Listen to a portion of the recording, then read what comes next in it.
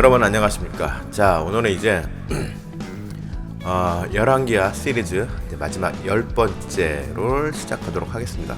자, 오늘은 열왕기하 13장 14절에서 21절까지의 말씀 중에서 특별히 15, 16, 17, 18, 19절 말씀을 중심으로 또 말씀을 증거하도록 하겠습니다. 자, 오늘은 믿음, 영적인 이해력의 순종의 질이 달라진다라는 제목으로 여러분들과 함께 하겠습니다. 자, 본문 중에서 15절부터 한번 보겠습니다. 15절, 엘리사가 그에게 이르되 활과 화살들을 가져오소서 하는지라 활과 화살들을 그에게 가져오매. 16절, 또 이스라엘 왕에게 이르되 왕의 손으로 활을 잡으소서 하매. 그가 손으로 잡으니 엘리사가 자기 손을 왕의 손 위에 얹고. 17절, 이르되 동쪽 창을 여소서 하여 곧 열매. 엘리사가 이르되 쏘소서 하는지라 또 곧 쏘매.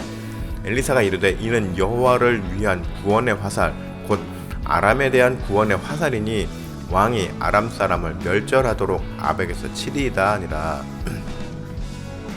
18절, 또 이르되 화살들을 잡으소서. 곧 잡음에 엘리사가 또 이스라엘 왕에게 이르되 땅을 치소서 하는지라. 이에 3번 치고 그친지라. 19절, 하나님의 사람이 노하여 이르되 왕이 대6번을 칠 것이니이다. 그리하였다면 왕이 아람을 진멸하기까지 쳤으리이다. 그런즉 이제는 왕이 아람을 3번만 치리이다 하는지라. 자, 아까도 말씀드렸지만 이제 오늘로써 열왕기하 시리즈는 마무리를 하게 됩니다. 그리고 다음 주부터 약 한 2-3주에 걸쳐서 이제 다른 말씀들을 또 나누고 그 이후부터는 새롭게 에스라 말씀을 가지고 시리즈를 이어가고자 합니다. 자, 제가 예전에 어렸을 때 우화 중에서 들었던 이야기 중에서 어느 집에 이제 삼형제가 있었습니다. 그리고 그 아버지가 이제 임종을 맞이해서 아들들에게 마지막으로 남길 유언을 말하는데, 그 나무 막대기 1개를 부러뜨릴 때와 또 2개를 부러뜨릴 때, 그리고 3개를 한꺼번에 뭉쳐서 부러뜨릴 때 3개까지는 이제 부러지지 않게 되자 삼형제에게 너희들은 형제가 서로 같이 도우면서 잘 살아야 한다는 말을 남겼다는 이야기입니다. 여러분들도 혹시 들어보신 적 있습니까? 젊은 세대들은 아직 전혀 모르는 이야기일 수도 있고. 자, 오늘 말씀, 14절 말씀 먼저 한번 보겠습니다. 엘리사가 죽을 병이 들매 이스라엘의 왕 요아스에게 그에게로 내려와 자기의 얼굴에 눈물을 흘리며 이르되 내 아버지여 이스라엘의 병거와 마병이여 하매. 자, 이 본문을 보면은 엘리사가 이제 말년에 그의 마지막 사역을 감당하는 모습이 나옵니다. 자, 역사적으로 보면은 어떤 상황이냐. 자, 24절 한번 보면 나옵니다. 24절에 여호아스의 아들 요아스가 하사의 아들 벤마단의 손에서 성읍을 다시 뺏었으니 이 성읍들은 자기 부친 여호아하스가 전쟁 중에 빼앗겼던 것이라. 요아스가 벤하단을 3번 쳐서 무찌르고 이스라엘 성읍들을 회복하였더라. 여기서 이제 3번 쳐서 무찌른다는 말이 나오죠. 자, 요아스가 이스라엘의 2성읍을 아람으로부터 탈환하는 전쟁에 대한 배경인 것입니다. 자, 엘리사의 임종이 임박했다는 소식을 들은 요아스 왕은 한 걸음에 달려오게 됩니다. 이스라엘 왕에게 있어서 엘리사의 존재는 본인도 고백했지만 아버지와도 같다고 할 만큼 의지를 많이 하는 부분이 있었다는 것을 알 수 있습니다. 15절, 엘리사가 그에게 이르되 활과 화살들을 가져오소서 하는지라. 활과 화살들을 그에게 가져오매.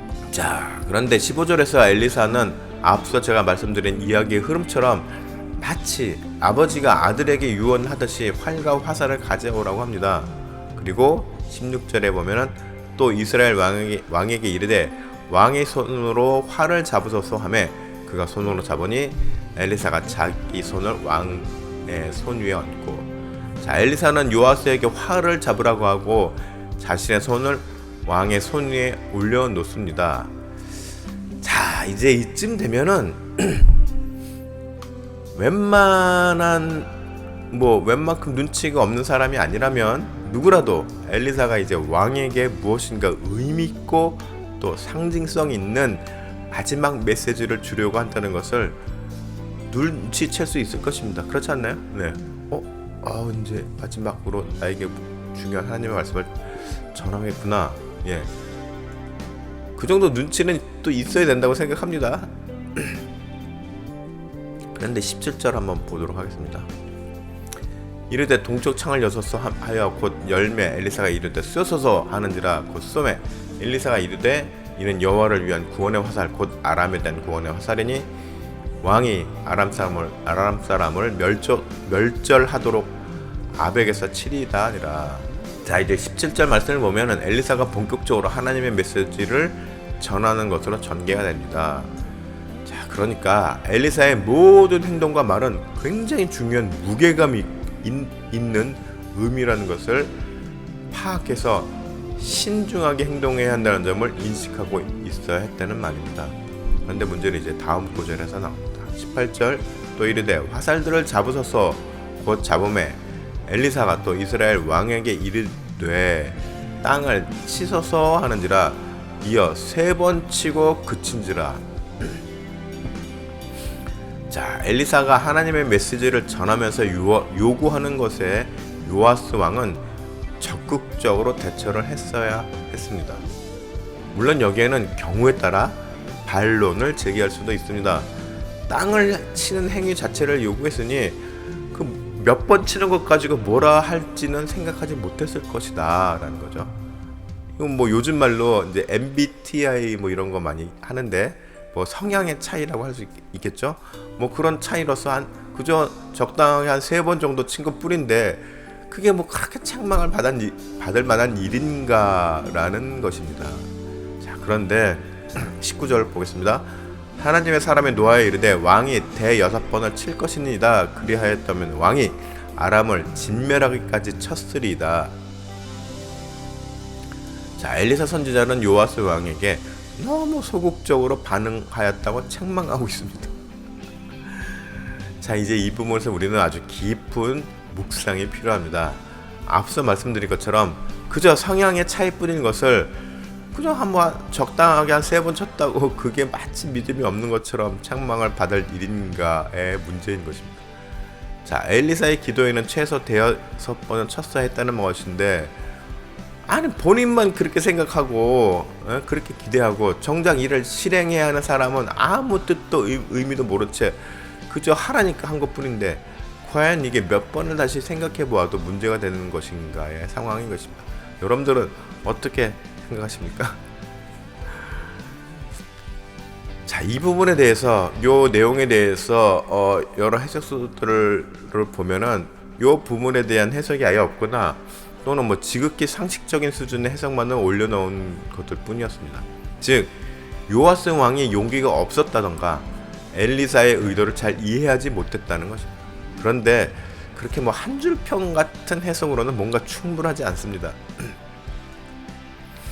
자, 우리는 살아가면서 목사님의 설교를 듣고 또 하나님의 말씀인 성경을 읽으면서 신앙생활을 합니다. 그렇죠? 네.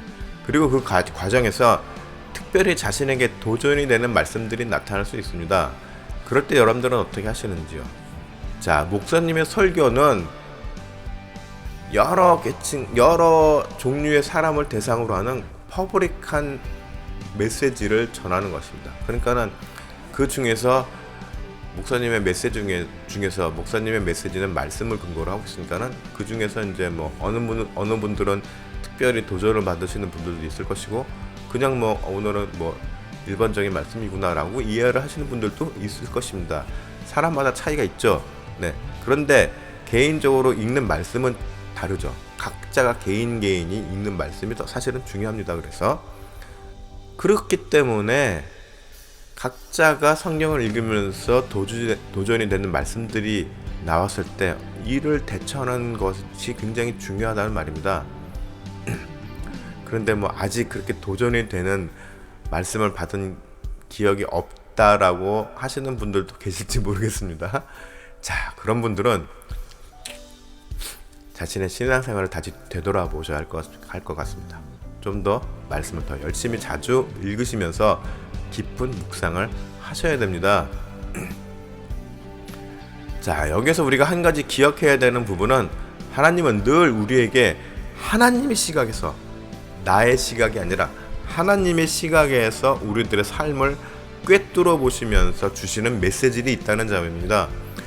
그렇게 우리들은 언제나 주님의 말씀을 깊게 묵상하면서 그 속에서 메시지를 찾고자 하는 능동적인 마음가짐이 중요합니다. 그리고 그런 마음가짐이 요구되는 것입니다.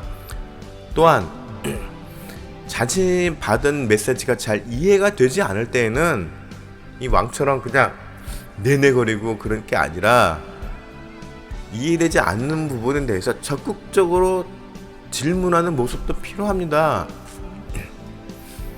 저는 요아스 왕에게 한 가지 아쉬웠던 점은 왜 땅을 치라고 하는지 잘 이해가 되지 않았으면 엘리사 선지자에게 최소한 한 번이라도 자신의 땅을 치는 의미에 대해서 물었어야 됐다는 것입니다.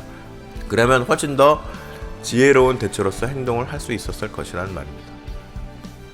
자, 여러분들, 믿음이라는 게 무엇입니까? 자, 믿음이란 누군가가 요구하는 것을 무조건적으로 따르는 것을 말하는 것은 아닙니다. 그것은 광신도 집단이나 이단들이 요구하는 것입니다. 하나님은 우리들에게 모든 것을 설명해 주실 준비가 되신 분이십니다. 그렇기 때문에 우리가 설령 하나님의 뜻을 잘 이해하지 못하여 질문을 한다고 해서 믿음이 없다고 책망을 하지는 않으신다는 것입니다. 오히려 자세하게 풀이하여 우리가 잘 순종할 수 있도록 도와주신다는 것을 기억해야 합니다. 자, 19절 하반절, 그런즉 이제는 왕이 아람을 3번만 치리이다 하는지라. 자, 요아스 왕이 제대로 이해가 되지 않은 상태에서 어설픈 순종을 하자 바로 책망이 뒤따르게 됩니다. 그리고 그 결과로 마땅히 더 얻을 수 있는 것들을 놓치는 일도 생기게 됩니다. 자, 마태복음 25장에는 우리가 몇 번 또 예를 들었지만 우리가 잘 아는 달란트 비유가 나옵니다. 여기서 포인트는 오늘 또 좀 다른 시각으로 봤을 때 뭐 2달란트, 5달란트 받은 종과 1달란트 받은 종에 대한 능력치를 드러내고자 하는 것이 아니란 말입니다. 한 달란트 받은 종도 얼마든지 노력해서 2달란트 혹은 그 이상을 남길 수도 있었습니다. 그러나 1달란트 받은 종은 자신이 받은 분량에 대해서 자기 마음대로 그 가치와 의미를 축소하였습니다. 그렇죠? 오늘의 본문과 달란트 비유에서 우리는 말씀을 대하는 우리들의 자세에 대해서 생각해 볼 수 있습니다. 하나님의 말씀을 누구에게나 획일적으로 하나님의 기준으로 봤을 때 모든 사람들에게 똑같은 기준으로 잣대로 이렇게 말씀을 주지는 않으신다는 것입니다. 예. 너는 좀 중요하니까 좀 더 중요한 거, 너는 좀 덜 중요하니까 좀 약한 거, 이렇게 무슨 각자 주시는, 각 사람들에게 주시는 그 메시지의 중요성이나 가치의 차이가 있다는 말이 아닙니다. 그러면 뭐죠? 그저 내가 잘 이해하지 못해서 혹은 나의 의지가 부족해서 발생하는 결과치에 대해서 결코 남을 탓하거나 특히 하나님을 원망할 수 없다는 말입니다. 결국 뭡니까? 내가 판단해서 결정한 것이기 때문입니다. 자, 혹자는 하나님께 아무리 질문을 해도 응답을 받지 못했다고 말할 수는 있습니다. 네, 그럴 수 있죠. 네, 그러면 어떡합니까? 응답을 받지 못했다고 그냥 거기서 끝냅니까? 아니죠. 아직 응답을 받지 못했다면 확실하게 응답을 받을 때까지 언제가 됐던 현재의 삶에 충실하면서 기다리는 것도 지혜로운 순종의 방법이라는 점을 기억하시기 바랍니다. 자, 하나님을 향한 나의 계획은 정말 차원이 다르고 어나더 레벨입니다. 그렇죠? 또 나를 향한 하나님의 일정 역시 내가 생각하는 그 때와 그 포인트와는 또 많이 다를 수 있습니다. 그리고 또 결과 역시도 내가 기대하는 것과는 전혀 다른 모양으로 나타날 수 있음을 우리는 늘 생각해야 합니다. 많은 사람들이 내가 기대하는 나의 삶과 하나님께서 나에게 요구하시는 그런 메시지에 부딪혀서 많이 혼란스러워 할 때도 있고, 애써 외면하는 사람들도 있습니다. 그리고 자기가 원하는 방식으로 해석하는 사람들도 있습니다. 결코 본인의 믿음의 영적인 삶에 득이 되지 않습니다. 하나님의 뜻을 이해하는 깊이는 그만큼 하나님의 손길에 대한 경험치가 많을수록 깊어진다는 점 역시 기억하시기 바랍니다. 그렇기 때문에 우리는 말씀을 늘 자주 읽어야 됩니다. 그러면서 읽으면서 그 깊은 의미를 깨닫고자 노력해야 하고, 묵상해야 하고, 이해가 안 될 때는 질문해야 하고, 필요하면 다른 해석서나 성경 주해서들을 찾아보거나, 이런 노력들이 연구하는 자세가 필요합니다. 그럴 때마다 점점 하나님의 메시지를 이해하는 폭이 깊어집니다. 내가 원하는 바, 내가 기대하는 바는 자꾸 삭제가 되고, 하나님의 진정한 뜻이 무엇일까에 더 포인트가 가게 된다는 말입니다. 그리고 나의 포인트가 하나님의 그 뜻이 일치가 됐을 때 비로소 하나님의 진짜 메시지를 받을 수 있음을 꼭 기억하시기 바랍니다. 여러분들 모두 언제든지 하나님의 뜻을 받을 때 깊은 영적인 이해로서 주님의 인정을 받고 하나님의 뜻에 맞는 결과를 맺어가는 성도들이 되시기를 축복합니다.